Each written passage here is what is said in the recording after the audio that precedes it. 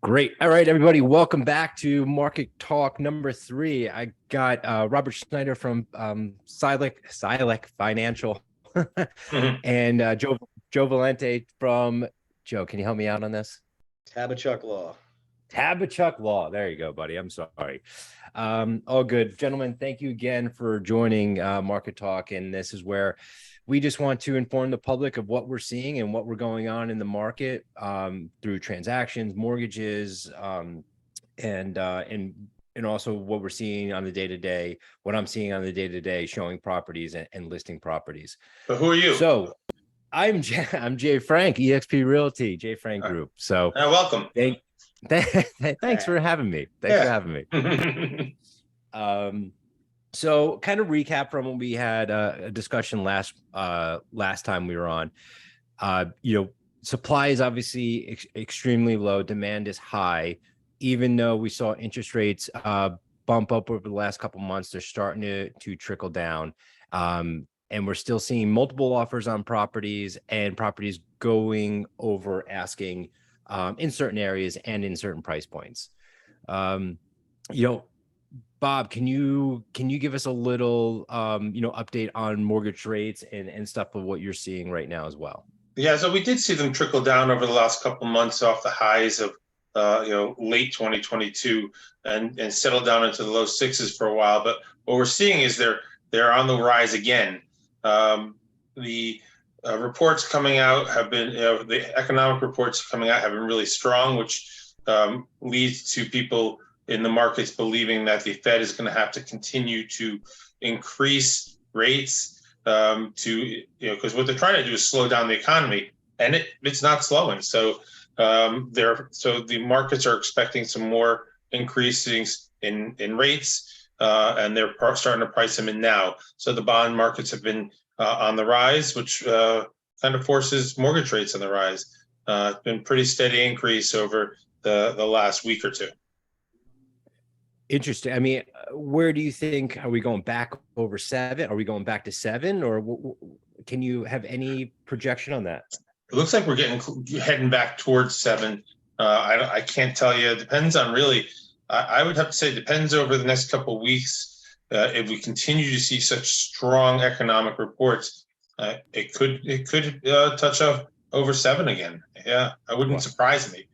Wow. I think we're going to see a little bit of this throughout the year until the reports kind of settle down, and then we'll head back. I think ultimately we'll be back towards the low sixes, and that's where we'll settle for the rest of the year. Do you think increase in supply would help or hurt interest rates?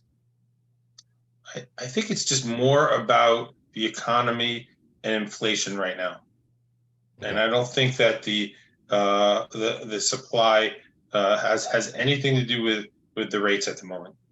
Okay, I do believe the lack of supply has insulated the prices of homes. Instead of us seeing a huge drop in home values, is because that supply and demand is still a thing. Right. Typically in a raising rate market, the values come down, right? Yep. That's what's so interesting about this market. Yeah, because the interest rates are rising, but the supply and demand is still there. I mean, it's still obviously an issue. So that, that's protecting home prices right now, in my opinion. So yeah, it's definitely an interesting development. Joe, what are you seeing, in regard to transactions? Are you seeing a good amount of transactions come across your desk? I know you operate in New Jersey and New York. Could you say there's more transactions right now in Jersey or New York, or what are you seeing? Yeah, so overall, I mean, definitely from, let's say 30 days ago, transactions are definitely up. I mean, just the amount of files volume that I have is definitely up. I mean, it's nowhere near, full throttle capacity that it was the previous 2 years. Probably going to be definitely, a few more months before things really pick up to like a point where you could say, okay, the New Jersey market's rocking again. Maybe spring will initiate some of those signals. It usually does, but like we circle back to everything. It's the inventory, right? Yeah. So what I'll say is this, New York City is kind of like its own little market. It tends to do well no matter what the story is. You know, a period of COVID, right? The first 2 months where COVID was it brought on our radars in 2020, New York was kind of on shutdown mode. But other than that, I mean, New York's New York. It's going to trug along at its own pace. Now, the outer boroughs of New York, like Westchester, Long Island, that's kind of more relatable to New Jersey. That's kind of like what's going on with New Jersey right now is what's going on in those areas where you don't have inventory. Mhm. What you have Yeah. is in areas that are especially high demand areas, you have extreme amounts of buyers and bidding wars. And that's kind of the temperature right now of the New Jersey market as a whole, if you want to categorize it, right? It doesn't make Yep. a ton of sense because, like we said, usually when rates are rising, prices are dropping, you got to have that equilibrium, but it's like there's no inventory. So sellers are saying, okay, my house is very attractive. I'm going to have a lot of buyers. So why am I lowering my price? And that's like the Right. push and pull of New Jersey right now. It's just we need more properties basically. But Yeah. transactions are definitely up for sure. If you want to Right. compare January 15th to February 15th, my personal example is I think my transactions have doubled like what I have. Gotcha. So you are definitely seeing more movement than you have in the last couple of months.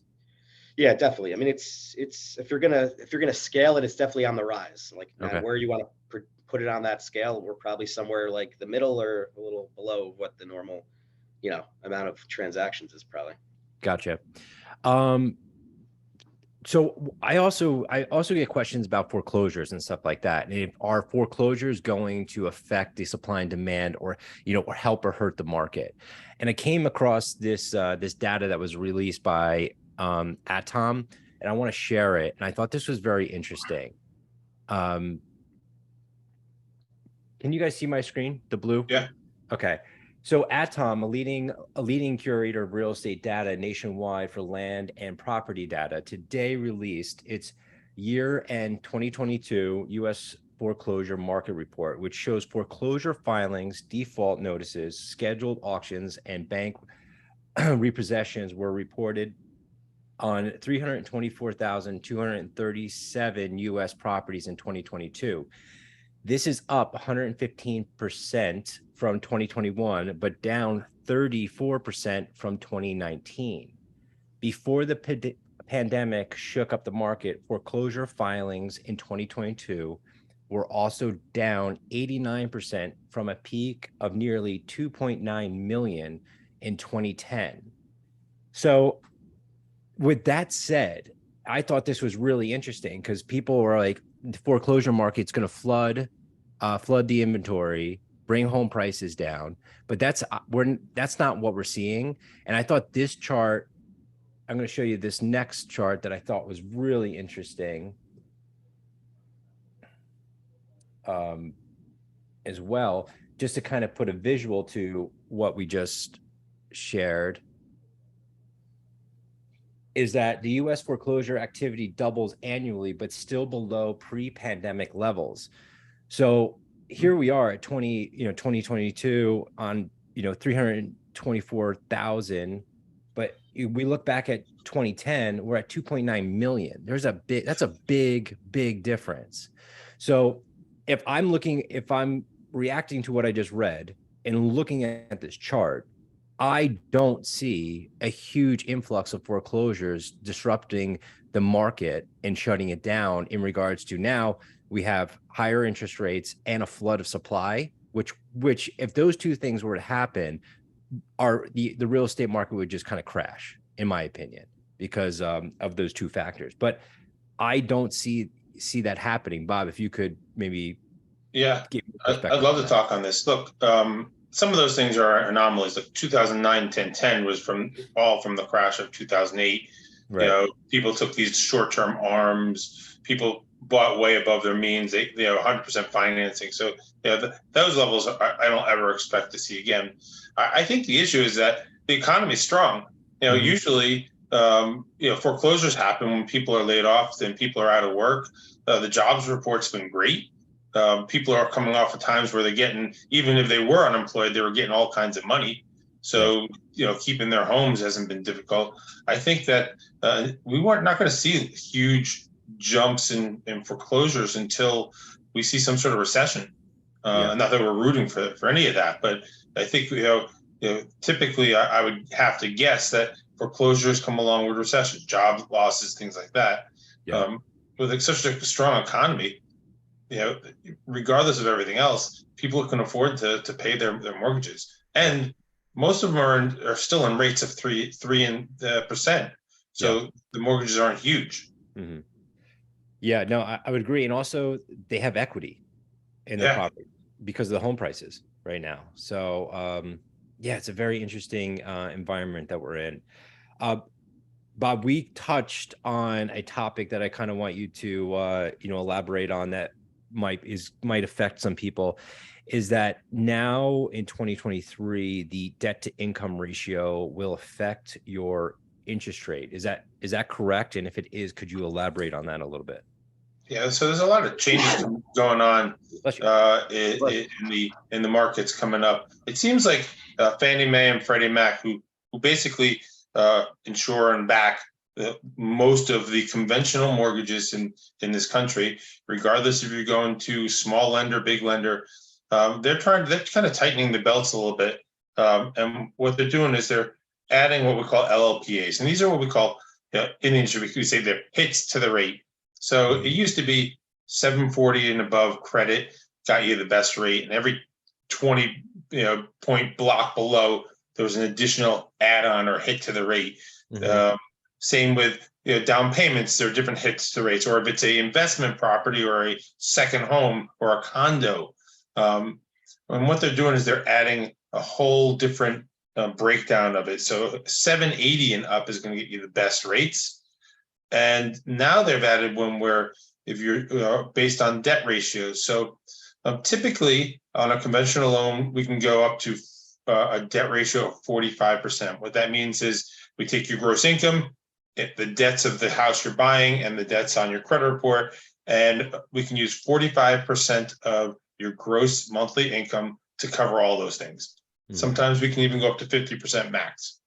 Anything over 40% will now have an add-on to your rate, so your rate will be a little bit higher. I've been saying to people now more than ever, it's important to start earlier.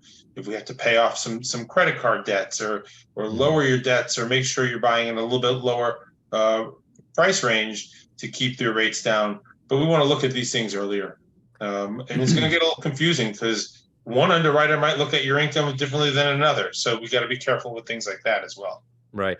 Why do you think they are adding this other layer of, qualification for mortgages? Is it to for them to make more money, or is it for to help the public? Who's going to benefit? They're going to make more money. I mean, it's not helping the public any. I think that I could see. I mean, I think it's they're going to say it's to protect against future foreclosures. Making a little more money just in case. But to me, I think they're just trying to find a way to bring in revenue. Right. They are. They're not a nonprofit.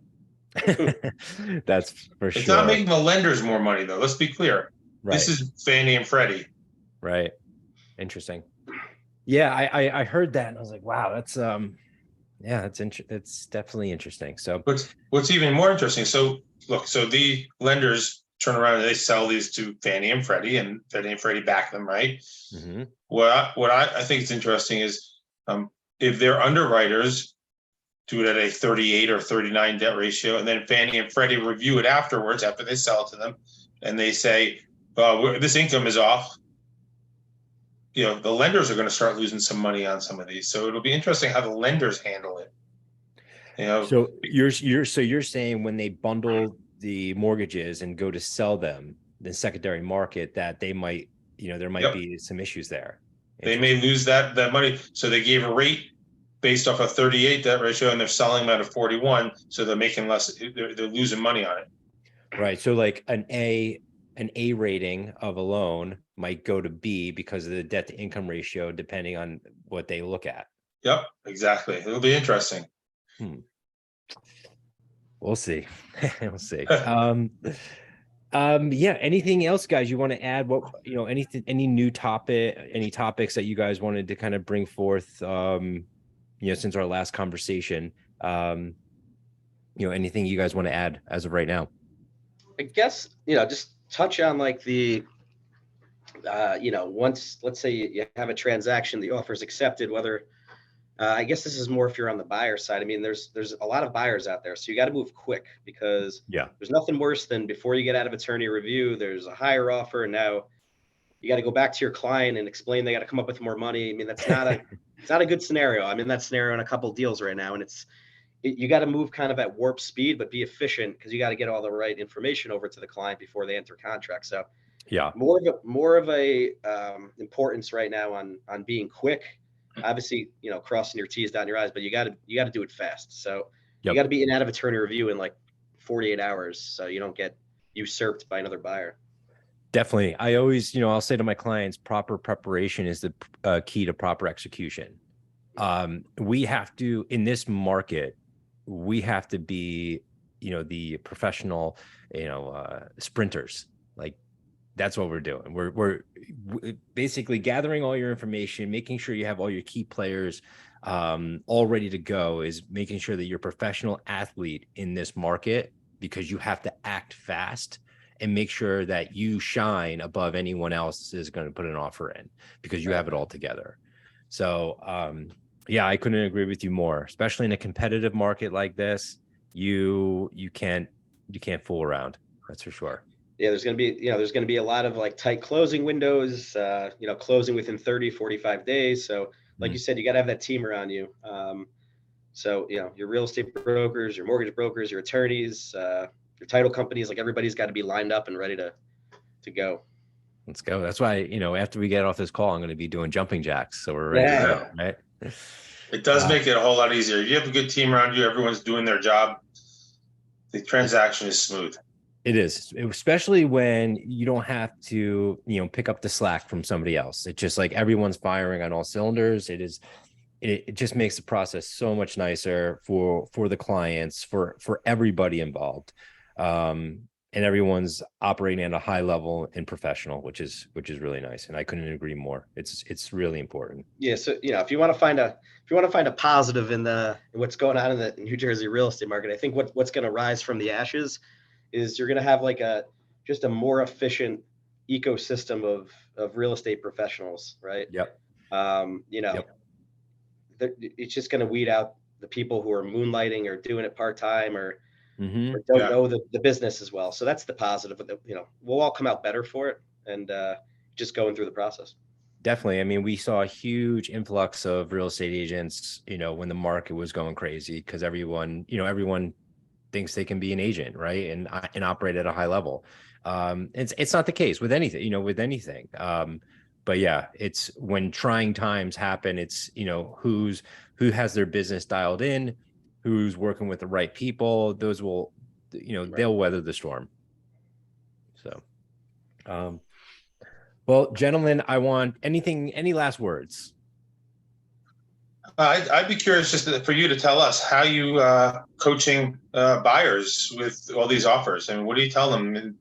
I had a buyer with 24 lost to 24 offers on a house the other day. So how do you keep their head in the game? I mean, it is a process, and I think the key to that is obviously proper preparation mentally. So mental preparation for what they're getting themselves into. That's one key aspect. We can't act on emotion, because even though it is an emotional purchase, because it is a personal purchase that you are going to live in, you at the beginning, you cannot be tied to the outcome. Unfortunately, at that time, it's too early to be tied to the outcome.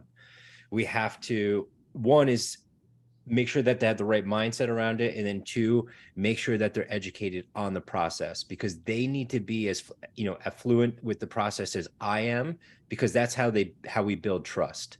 And because if I'm giving my opinion, my professional opinion on something, I don't want my clients to really second guess me, because we got to move that fast. Right. So it's all making sure that everyone is playing on the same page and everyone is moving in the right direction.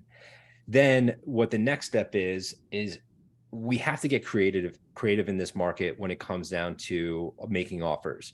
We look at their financial situation, and we look at the house, and we say, all right, what's the risk reward factor in regards to, are we going to waive appraisal? Are we going to waive appraisal to a certain amount? Are we going to cap it? What condition is the house in? Can we waive some parts of the home inspection except any major stuff? So everything is a calculated decision depending on the individual property that we're going after. These are all conversations that we have with our clients before we go out, and really start like figuring out where we want to be. And but it's really, okay, here's what financially your limit is and what we can do, and this is what we can do, on the property.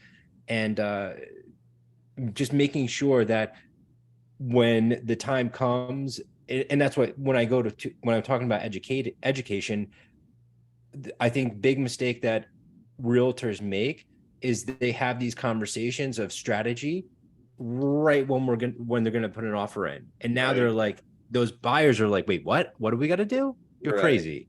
Whereas if you mentally prepare them for, hey, this is what you're getting into, this is probably what we're going to have to do to make your offer look appealing, it's not new to them when it's in the 11th hour and the offer needs to be put, and now they're hesitating. They wait a couple hours, there's a highest and best situation, or someone comes in with an amazing offer and the realtor just shuts it down, like, hey, we're just going to take this offer, and you weren't even in the game. So right.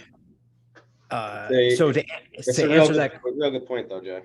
In terms of like the preparation of your client, no matter what sector you're working in, it's having those conversations before they come up, because nobody likes surprises. So when it comes up, it's like, it doesn't shock the conscience, That's it. It's more important than ever to have a good agent you're working with, right? With that, a good agent, good lender, good, great attorney. It's like you have to be a professional athlete in this market, and and having the right team around you, and making sure that you're got a little phone call, but making sure that you're surrounded by the right people and you are an educated buyer, not a not a last minute buyer. Like, wait, what are we doing? We got to waive home inspection? Oh my god, what if it falls down? Or we got to waive appraisal? But how, what do we do? I got to go in over asking price. It's and a lot of times I'll tell, depending on the area that we're in, I'll tell my clients, I go, listen, the list price is the starting price. Like, so if you're going in with the mindset that you are going to go below list, we don't even have a chance, like, in certain areas. So I know it's not such a direct answer. There's a lot of moving parts, especially in every single market, every single house is a different scenario, and trying to be strategic. It's analyzing every single property and coming up with the trying to put yourself in the best case scenario or the best situation.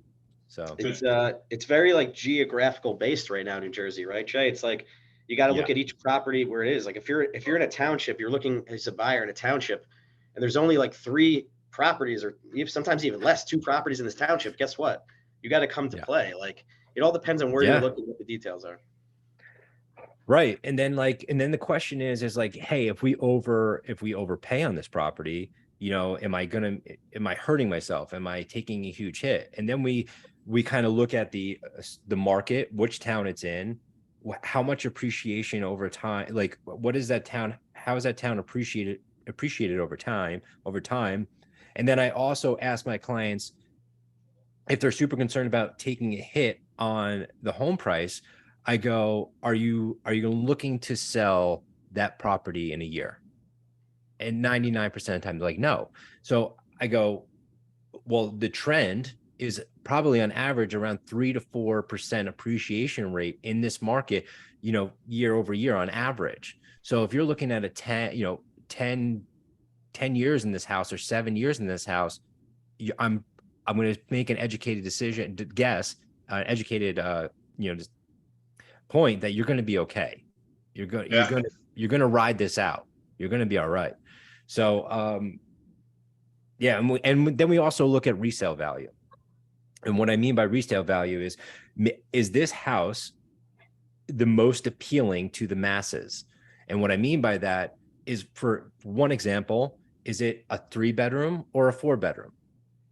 4 bedrooms are obviously more appealing to the masses, so it's probably going to have a higher probability of a resale value than just a standard 3-bedroom. And you don't have to do anything to that house because it's already a 4-bedroom. If you wanted to obviously take a 3 into a 4 to increase the value or more market appeal, then yeah, it's going to cost money. But there's a bunch of stuff that goes into how we analyze a property, and for the present and for the future. But yeah, but it's education. Bottom line, educate them, make sure they're working with the right people that surround them, because you don't ever want a chink in the armor, and you're only you're only as good as your weakest link. It's a very true statement in what I've experienced. Like, so if you have high level people working around you the entire time, then everyone's full steam ahead. And majority, 99% of the time, if there's an issue, it's not on our end by any means. We're all buttoned up. So, Right. Yeah. Anything else would you guys like to add today? No, I think that's it. That covers a lot. Yeah, we hit on a lot of different points. I agree. Definitely. So I want to thank you guys for joining again. Look forward to next month's, and I'm curious to see what pops up from now to then. See if anything changes. I find it very fascinating. I look forward to our next one. Yeah, I would love to see a push in the listing department, some more listings hit the market. So we'll see. So that will set off a craze for sure, my friend. Definitely. Until then, gentlemen, thank you for joining me, and I look forward to next month. Thanks a lot. See you next month.